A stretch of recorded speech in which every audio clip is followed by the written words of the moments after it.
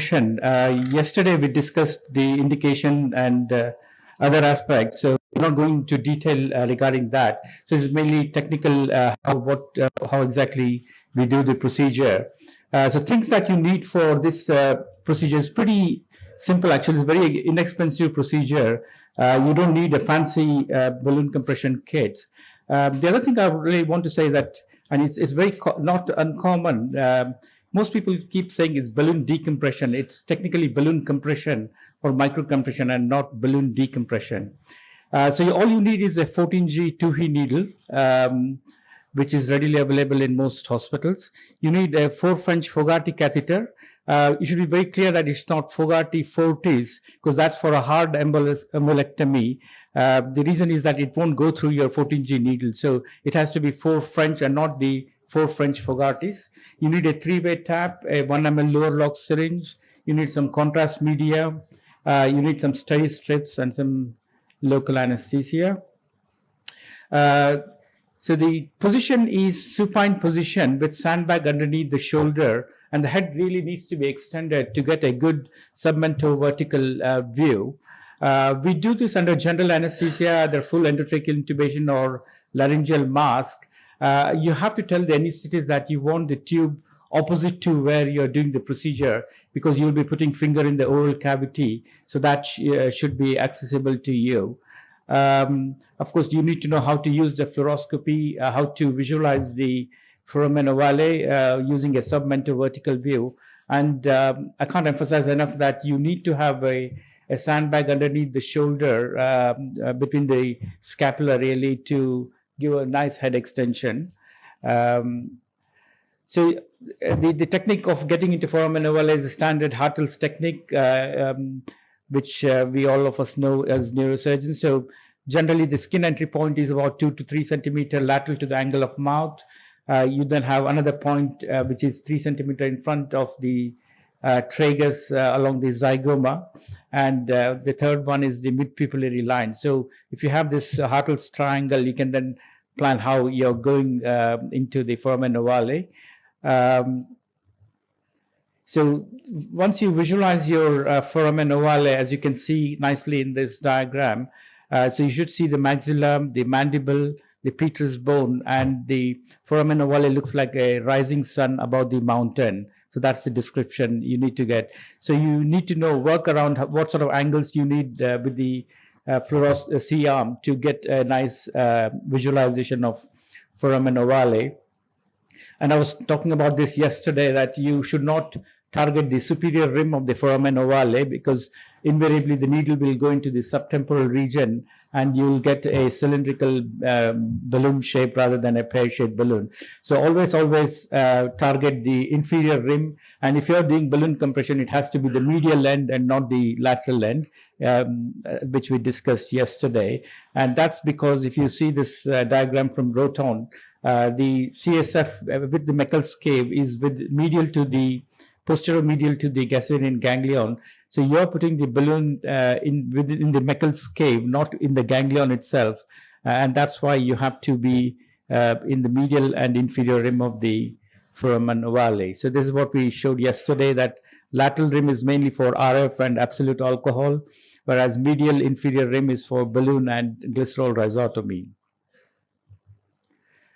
You can either do it in the angiogram suite, or if you have fluoroscopy in theater, you can do it in theater itself. I have access to both theater as well as angiogram suite, so I can do both sides. So you cannulate your foramen ovale with 14G needle, targeting the medial inferior rim. You have to do lateral view. Again, make sure that your needle does not cross the clival line, because that's very important. But you still have to create a track so that the Fogarty 4 French can go inside. So you, under live fluoroscopy, insert the needle just short of the clival line and pull it back so that it's actually in the mouth of the foramen ovale and not inside. So that's very important to create a track. You need to do both. Sorry, I think it's going the other way. So once you have the needle created a track, you then insert your 4 French Fogarty, and And before that, you should have prepared the catheter with contrast media, because you don't want any air within the balloon. So you have to drive off all the air. So you have to push the contrast, suck all the air, push the contrast, suck the air. So like that, if you do 2-3 times or more than that, so next time when you inject, so you'll have only contrast within the balloon, and there should not be air, because if there is air, you can't see it on the X-ray image. So once you then put the Fogarty 4 French inside, you then inflate it, do a test inflation initially with a live fluoroscopy to make sure that you're getting pear-shaped balloon. Because if you're not getting pear-shaped at the balloon at this stage, you might want to do either reposition the needle or turn the bevel 180 degrees the other way. There are tricks that you can do to make sure that you get pear-shaped. So you should always aim for a pear-shaped balloon. So once you are satisfied that you're getting pear-shaped balloon, you then do your 3 cycles of compression. So you inflate it, leave it for a minute, and then deflate it, wait for a minute. So like that, you do total 3 times. If you have a facility to measure the pressure within the balloon, you can do that, but it's not really essential part of as long as you're getting good pear-shaped, that's more important. But if you're doing a balloon pressure measurement, it should be around 1040 to 1150 millimeters of mercury. When you're doing your first inflation, always warn the anesthetist that you will get bradycardia due to trigeminal cardiac reflex. So the anesthetist has to be prepared. It's good to see the bradycardia. That means the compression has been effective. And you can always tell them that after the first compression, they can give their glycopyrrolate or atropine, whatever they want to give. So as I said, that you have to get a good pear shape. If you continue inflating it, you might get a dumbbell shaped, which is good as well, but there's more chance of injuring the 4th nerve. So you have to stop till the pear shaped. And you should not inflate more than 0.5, 0.6, can go up to 0.7, but beyond that, there's a risk that the balloon might rupture. When you are preparing the balloon catheter also, you have to do some marking, because when you're inflating the balloon and the inflated balloon is very close to the needle tip, the balloon can rupture as well. So you have to be mindful of that. So these are various shapes. Postoperatively, they all wake up with numb face, which lasts for a couple of months. It can be permanent, but it's the numbness that replaces the pain. Always document corneal reflex findings, and also inform the patient about the eye care, because although if you compare the 3 procedures, the risk of corneal anesthesia is least with balloon compression, paradoxically. But you still have to warn them that corneal abrasion is likely possibility. So they have to, if that happens, they have to have the eye drops. We would start tapering the trigeminal neuralgia medication straight away. Of course, it will be a gradual taper.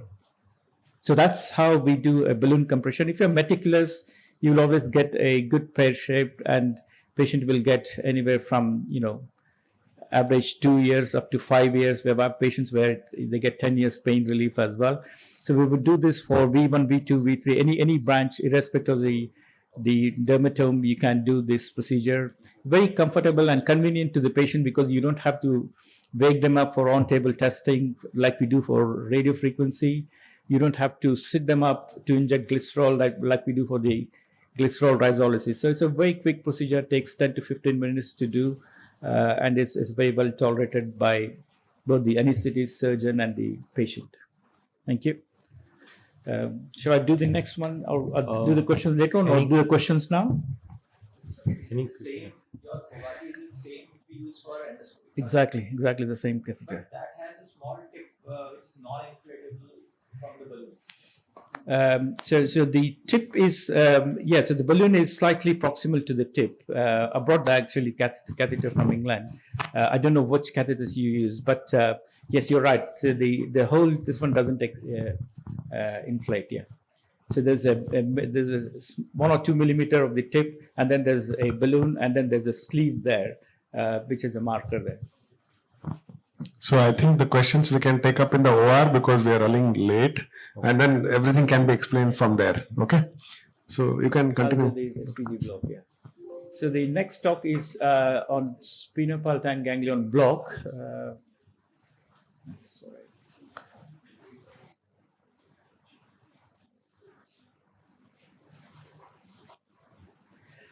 Okay, again, we discussed the indications yesterday. So this is really a transfacial sphenopalatine ganglion block. You can do sphenopalatine ganglion block transnasally as well by putting earbud applicators dipped in local anesthetic. That's a very indirect way of doing the procedure. It takes a long time. You have to leave it for half an hour to 40 minutes. Transfacial is the most direct route to the sphenopalatine ganglion, so it is a very quick and easy procedure. You can do it under fluoroscopy guidance, which is what we do routinely, but there are people who do it under ultrasound guidance as well. And again, you don't need a significant amount of equipment here. All you need is a 22G lumbar puncture needle. It has to be Quincke type and not the Sprott type because that will be really difficult to insert it. You need the 5 ml Luerloc syringe, your bupivacaine, and some steroid and some local anesthesia. So we do this under conscious sedation. Of course, there are some patients where we have to do under short GA because if the patients are obese, they're likely to have respiratory issues if you give conscious sedation. So we have done it under short general anesthesia. Before the patient comes to theater, you have to mark the skin entry point, and your entry point is just in front of the head of mandible below the zygoma. So you have to ask them to open and close the mouth. You can feel the head of the mandible coming in and out, and then just below your zygoma. So that is your skin entry point. So on the ward, when I'm doing the marking, I will mark that point there. So then once the patient is slightly anesthetized, we'll give some 1 to 2 ml of local anesthesia to the skin entry point. Don't give too much because there have been cases where they might get facial paralysis if the too much local anesthesia is given there. You then insert your 22G lumbar puncture needle into the pterygomaxillary fissure. You don't have to, of course, go into the fissure straight away. So this is how the pterygomaxillary fissure looks like that. So you have to draw your hard palate, draw a line perpendicular to the hard palate. You'll see a triangle-shaped structure, or it's called inverted flower vase appearance. So that's your pterygomaxillary fissure. And then behind that line, you'll see a fuzzy bone, which is your lateral pterygoid plate. You have to align your C-arm in such a way that you get a true lateral image with a crisp pterygomaxillary fissure and not blurred if you're not done a true lateral projection.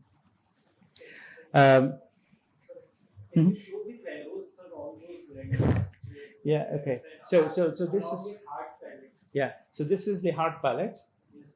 Draw perpendicular there, and then this line here.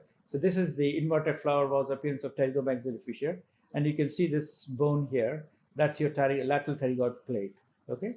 So here it's a fuzzy picture, whereas here is a nice clean triangle. You're seeing this, or inverted flower up. So this is a hard palate, and then this is the pterygomaxillary fissure. So that's where. So initially, when you put the needle in, as Dr. Drew was telling in the morning, that bone is your best friend, and I completely agree with him that once.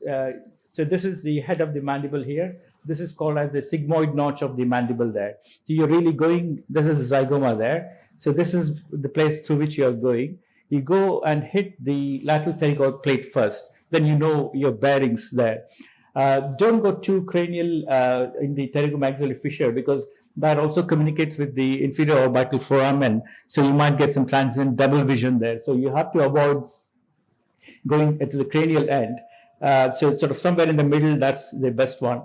So go and park your needle on the lateral pterygoid plate, and then you have to walk your needle into the pterygomaxillary fissure, and then you get a nice giveaway there. So that's what you should do. And then once you got the giveaway, you do the AP view with a bit of reverse Townes view so that you get a nice picture of the needle.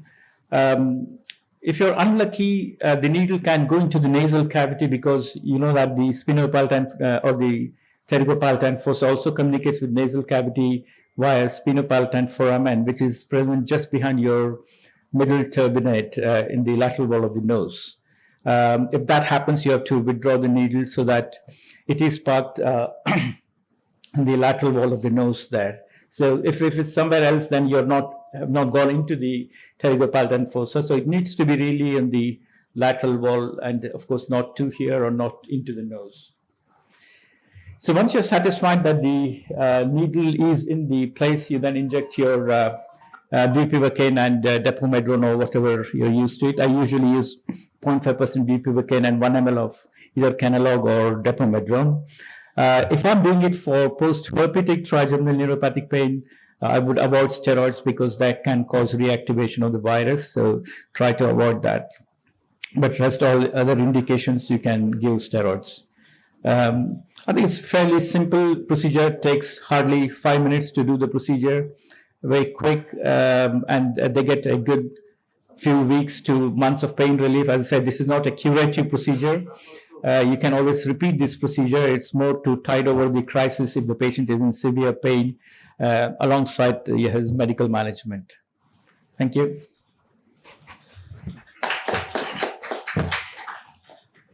Thank you.